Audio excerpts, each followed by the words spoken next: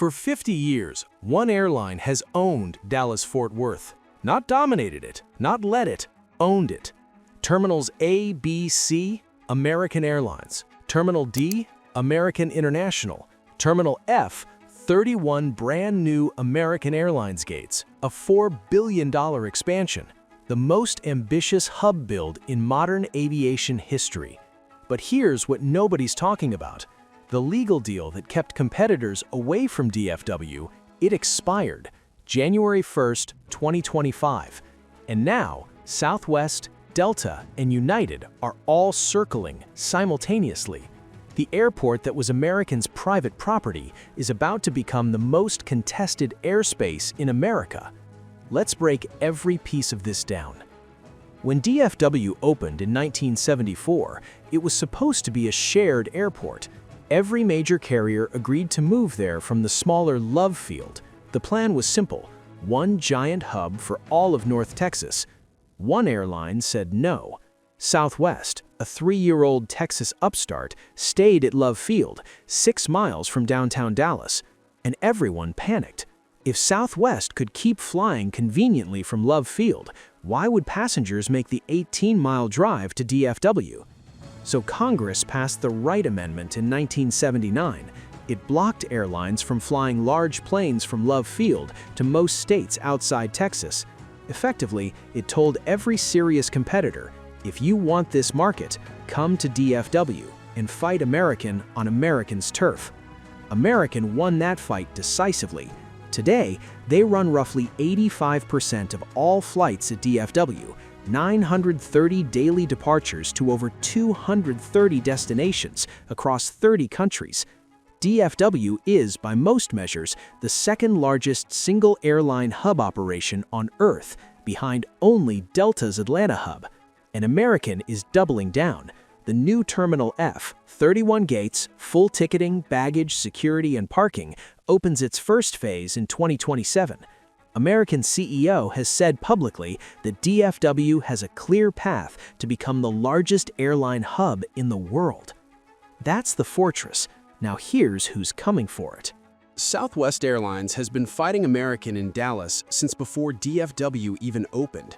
That rivalry is about to enter its most dramatic chapter. Here's the thing most people miss about Love Field. It's a weapon. Sitting 6 miles from downtown Dallas, it's simply more convenient for business travelers than driving 18 miles to DFW. That convenience is Southwest's core advantage, and it never went away. But for decades, the Wright Amendment in a 2006 5-party deal between Southwest, American, Dallas, Fort Worth, and DFW Airport kept a tight lid on Southwest's ambitions. That deal capped Love Field at 20 gates, banned international flights from Love permanently, and, critically, blocked Southwest from flying at any other airport within 80 miles of Love without surrendering Love Field gates. That last restriction expired January 1st, 2025. Now, Southwest can pursue DFW without giving up anything at Love Field, and CEO Bob Jordan has been unambiguous. It is not if, it's when we will be at DFW. The airline has already been in talks with DFW officials about securing 5 to 10 gates in the new Terminal F. The strategy is clear once you understand Love Field's biggest limitation: no international flights. The 2006 agreement included a pledge from Dallas not to build customs and immigration facilities at Love, meaning no airline can ever run international routes from there. If Southwest wants to fly to Cancun, London, or Tokyo, DFW is the only option. Meanwhile, Love Field itself is being overhauled. A new lease agreement approved in May 2025 includes $800 million in pre-approved terminal funding, with potentially 12 additional gates bringing Love Field from 20 to 32 total gates. Southwest's plan? Keep Love Field as its domestic fortress. Add DFW for the international routes it can never operate from Love. 2 airports, 2 fronts, 1 market.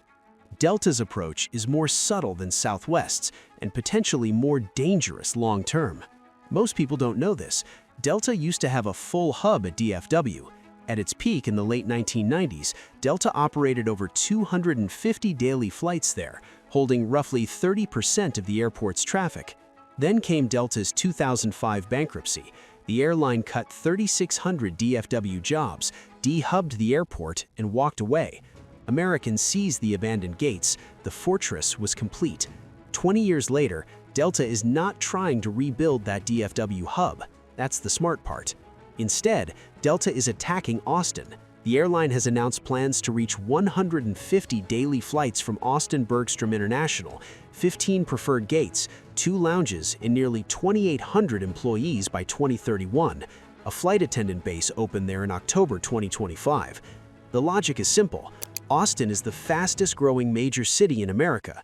Tesla, Oracle, Apple, Samsung, and hundreds of companies have relocated or expanded there.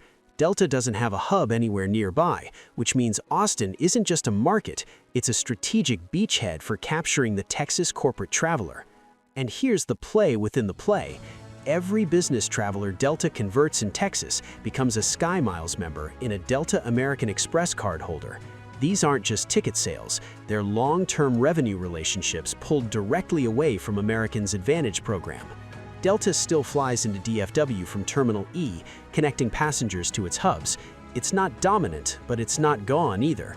The real game is bleeding Americans' premium customer base one corporate account at a time, from Austin, from nonstop coastal routes, from the business travelers who've grown frustrated with Americans' recent reliability problems.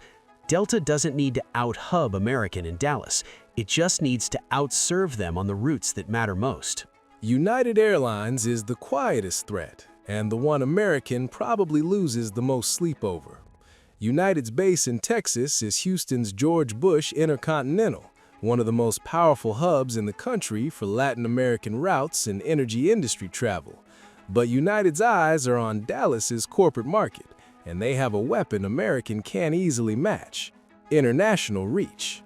In raw, long-haul capacity, United has solidified itself as the leader among U.S. carriers, operating roughly 40% more long-haul international flights than its primary rivals.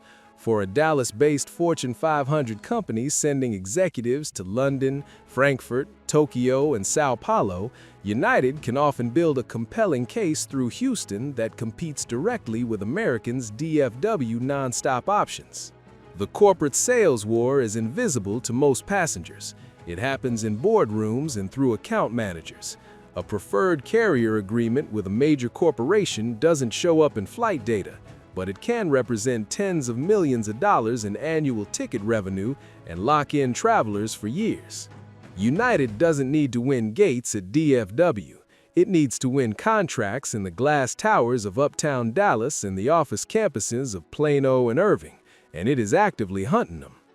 This is what makes United dangerous.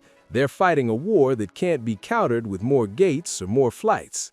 American has to win it on service quality, loyalty program value, and global network, the exact areas where United has been investing most aggressively. Strip away all the strategy, and here's what this means if you just fly out of DFW. Fares go down. When one airline controls 85% of an airport, they set the price. They know your alternatives are limited. History is clear on this. Every time Southwest entered a new market, fares dropped on the routes it touched. More competition at DFW means pricing pressure American hasn't felt at home in decades. Service gets better. American has faced serious criticism over the past few years. Reliability, customer service, a messy period with corporate accounts that saw them lose ground to Delta and United in managed travel. An airline that has to compete fights harder. DFW is 51 million seats annually. Passengers there deserve real competition. More routes. Southwest at DFW means new point-to-point domestic options. Delta in Austin means more non-stop service to the Southeast. United chasing corporate accounts means improved international connections for business travelers. For passengers in North Texas, this is straightforwardly good news. For American Airlines, it's the biggest test the company has faced at its own home base in 50 years. Here's the full picture. DFW wasn't always a one-airline airport. It opened in 1974 with 9 carriers and real competition. What followed was a unique combination of congressional legislation, corporate deal-making, a competitor's bankruptcy, and 50 years of ruthless execution by American Airlines, all of which produced one of the most dominant positions any airline has ever held at any major airport in the world. That era is ending. The legal framework expired, the Texas market is too big and too fast-growing for the other carriers to ignore, Southwest has been planning this for years and now has nothing to lose, Delta is executing a precision strike from Austin, United is fighting a corporate war that doesn't show up on a departure board. DFW Airport's own CEO put it plainly, airlines see the growth in this region and they're going to want to participate in it. American is still the gorilla. Their $4 billion Terminal F expansion is real. Their loyalty program, their frequencies, their corporate relationships, all of it is a massive structural advantage that doesn't disappear overnight. But for the first time since the 1970s, they're going to have to earn it. DFW is no longer American's private property. The war just started.